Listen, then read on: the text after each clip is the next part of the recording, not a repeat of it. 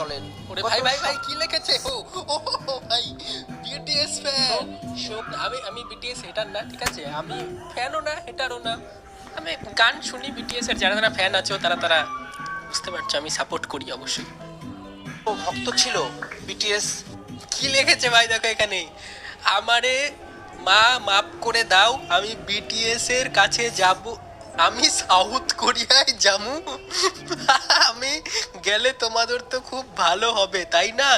খোঁজার চেষ্টা করো না, আমি তো বিটিএস এর একজন মেম্বারকে বিয়ে করব। আর আমি একা না, আমার সঙ্গে আরো কজন মানুষ আছে। তোমরা ভাই কি রে ভাই, পাগল হয়ে গেছে ছেলে মেয়ে বিটিএস দের জন্য। না, বিটিএস খুব ভালো জিনিস ব্যান্ড দলের। গত সোমবার বাসাতে রেখে যাওয়া চিঠিতে দেখা যায় মিম লিখেছে সে বিটিএস এর আরে ভাই আবার চিঠি লিখে গেছে কত সুন্দর করে। ভাই, চলো নেক্সট। সদস্যদের কাছে চলে যাচ্ছে।